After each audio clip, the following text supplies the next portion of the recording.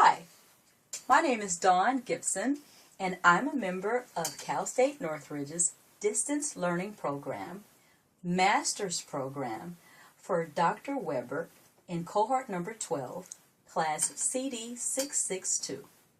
Today we're going to be talking about therapy tools, and I'll be introducing a therapy tool called Let's Go Fishing. This therapy tool can be purchased at Lakeshore Learning, Amazon.com, as well as eBay.com. Lakeshore Learning also has an online site where you may purchase this therapy tool, and on every site they run for about $29.99. So for about $30 you can get this handy little tool that infants, toddlers, and preschoolers really love to play with. So from the ages of 2 to 6 years old, they really benefit from learning receptive and expressive communication skills.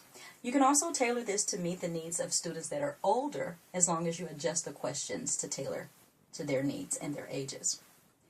With the Let's Go Fishing therapy tool, you can cover different communication skills such as fine motor and planning skills, pretend play techniques, social and pragmatic skills, which incorporate turn taking. You can also practice grouping, categories, answering what questions. There's a lot that you can get out of this insofar as answering what questions. It also helps the students develop their counting skills, their color recognitions, and you can also develop their spatial concepts in 1- and 2-step commands. So basically, if you utilize this particular therapy tool called Let's Go Fishing in order to practice fine motor and planning skills, then if you placed all of the fish inside of this pond or river or lake or ocean or whatever you guys would like to call it, then you can have the students practice their hand-to-eye coordination skills. So when developing their fine motor skills, you want to make sure that they can properly hold the wand and that they're not holding it like this or fumbling with it in all different types of ways. You want to make sure that they can actually hold this with a firm grip and that they can actually reach inside and have proper coordination and guide their hand and see what their object is, eye to hand coordination, to go into this particular pond and pull out the object that they saw that they desire. If they have any difficulty doing that, then they can actually request help.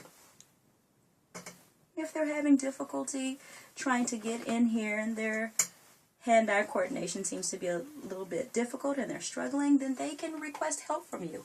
Help, please, and you can model for them. Place their hand in the proper position, model hand over hand, insert the fishing pole, reach in, grab some fish for them, and pull it out. So again, it reinforces their requesting skills insofar as asking for help. And we all know that children need that.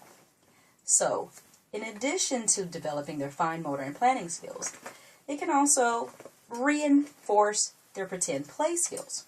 So with pretend play, let's say for instance that this is a lake, pond, and it spills over into this extended area here.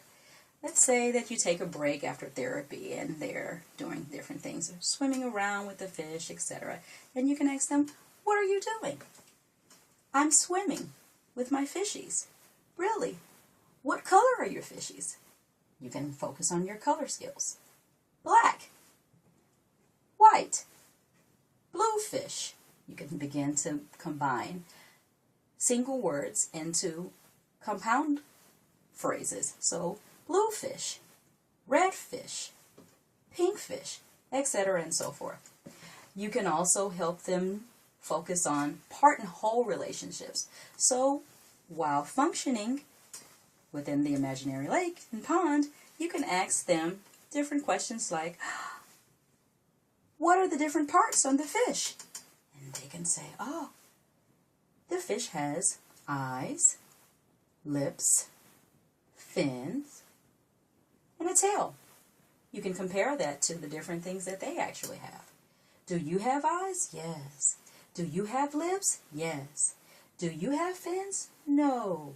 Do you have a tail? No. So those are some different things that you can cover insofar as part and whole relationships, as well as pretend play techniques. You can also incorporate verbs and adjectives. While they're swimming with their fish out here, you can say, go, stop, or you can say, go fast, or you can say, go slow. So those are different verbs and adjectives that you can actually ask them to incorporate as well and develop those skills. You can have them count the fish. Actually, let me take them back out so that we can count the fish. You can have them count the fish. So 1, 2, 3, 4, 5, 6, 7, 8, 9. I'm not sure why they don't have 10, but this one has 9. In addition to counting, you can of course develop their color awareness. There's red, there's white, there's green, there's orange, there's another red, blue and black, yellow and pink. And the name of the color is actually written right on the side of the fish as well, so they can actually begin to place the word along with the identification of the color, the sight, along with the actual scribe of the word. So that's a skill that is good to help them emerge as well, especially if they're a part of the younger age bracket. You can incorporate spatial concepts in 1 and 2 step commands. So with the spatial concepts, you can practice things like requesting them to place the fish inside the lake. Inside the lake.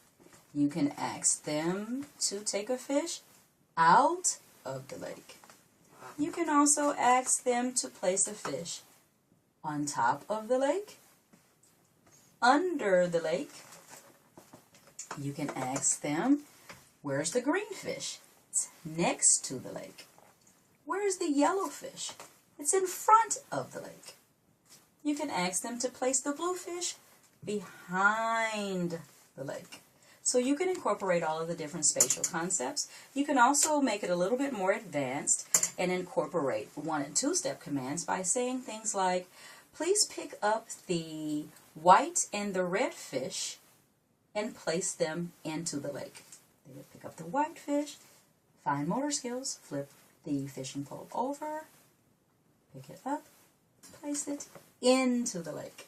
In addition to that, you can make it a little bit more complicated or advanced, and you can say, take the black fish and place it next to the orange fish, and then put them both inside of the lake. They can then proceed to take the black fish, place it next to the orange fish, and place them both inside of the lake. And then you can repeat, have them take it outside of the lake, etc., and continue to reinforce your spatial concepts. So that's your 1 and 2 step commands, your spatial concepts, your fine motor and planning skills, your counting skills, your verbs and adjectives, your pretend play techniques, and part and whole relationships. You can also incorporate social and pragmatic skills. You can actually have them work on turn taking. So with turn taking, you can have yourself introduce the concept and say, my turn. You take the fishing pole, go in and get a fish. And then you can prompt them, request them, cue them, or hopefully they may have already learned by this time to say, it's my turn. So then you hand them the wand. They take the wand and then they pick up a fish and place it inside of the lake. And you would want to ask them to verbalize what they're doing at the exact same time. And it's best to model that. So now, again, it's my turn. I'm picking up the orange fish. I'm placing it inside the lake. So you want to describe what you're doing for them. And then they would say, my turn. May I have the wand, please? Which reinforces requesting. And then they can also say, I'm picking up the pink fish. And I am placing it inside of the lake.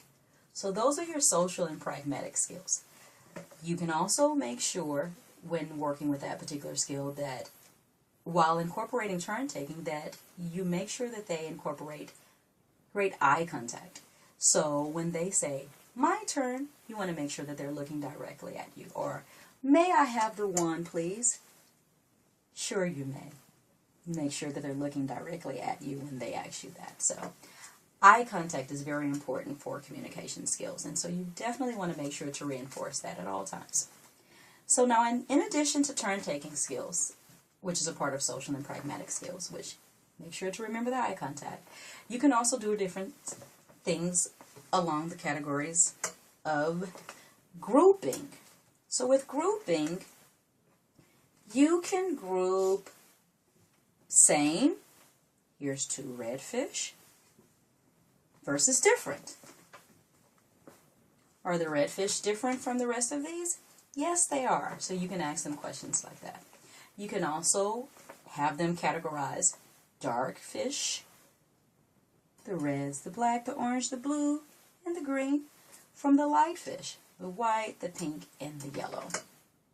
You can also make it a little bit more interesting, like I do, and incorporate size, big versus small. Now all of these are the same size, so I incorporate my buddy Zoom. Zoom is a turtle. He's pretty big. I just throw him right in there to just shake things up a little bit. And I have the children reach inside of the lake and pick out a fish. In this case, it's a black fish. And let's say they reach in and grab Zoom. Zoom has a hard time sticking to this particular one, but sometimes he works. Is Zoom the same size as the other fish? No, he's not. He's bigger. The fish is smaller. So you can incorporate size concepts as well too. So in this case, this particular fish is green. Zoom has green colors as well. Is this fish the same insofar as patterns are concerned? No, it's not. This one is solid. This one has yellow and brown speckles. Although there are some green parts that are similar, it's still different. So you can really work on your same and different skills if you want to get a little gutsy like I do and throw in a little something to vary the game a little bit. So in addition to grouping and categories, one of the great things that you can really do with this particular therapy tool and expound infinitely are the WH questions.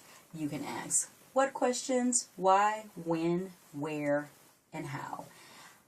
You can tailor the WH questions to fit the needs of the younger children as well as the older children in infinite ways. So with the younger children, you can ask them, let's say, where is the green fish? The green fish is outside of the lake. Okay, well, can we place it inside of the lake?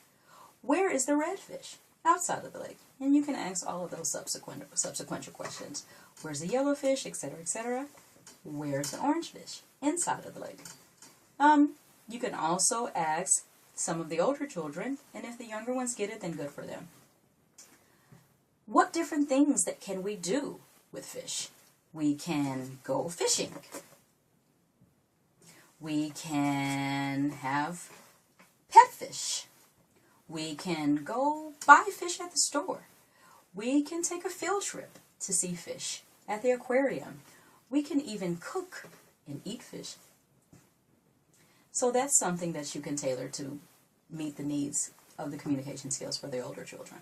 You can also expand and broaden from this therapy tool into categories such as what questions that ask the children, what type of fish exist?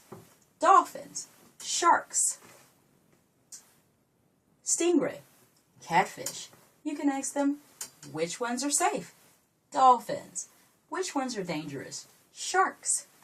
You can also ask them different things like, okay, where do animals live? What are the different types of places that animals live in? You can say animals live in water, ponds, lakes, oceans, river. You can also say that they live on land. Let's say that this perimeter is land. You can also say they live in the snow or at the beach.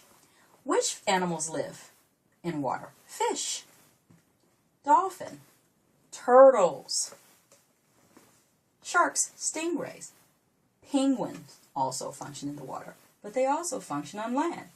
Turtles also function on land. Birds sometimes function in water as well as on land. Ducks, seagulls, different birds like that. You can also describe other types of animals that have nothing to do with the water, say dogs, pigs, cats, and just make sure that they can distinguish between land, water, and different geographic areas like that. So you can just really get creative with your communication skills with the students. And this is just a great and handy tool that helps them to develop their expressive and receptive communication skills. So Let's Go Fishing is loved by the toddlers, preschoolers, and infants, as well as it's pretty much well liked as well by the older students as well. You don't have to use reinforcements. You don't need to use stickers or coins like we use with a lot of our therapy techniques, because this pretty much already serves as the reinforcers. I like to incorporate Zoom because he supposedly always lands on his feet, but they pretty much like to play with that as well too. So you don't really need a lot of reinforcers for this particular tool. If you're concerned about germs, if you're germ conscious, this is very durable and it's machine washable. So you can use it for very, very long periods of time. So it ends up being a great purchase and a very handy tool for your students. So again, this was Let's Go Fishing for the infants, toddlers, and preschoolers, as well as older children. And it's a great therapy tool to enhance the receptive and expressive communication skills for those age brackets. This has been a presentation for Dr. Weber for Class CD 662. I hope you've enjoyed it. Please feel free to purchase this and use with your students. Bye-bye.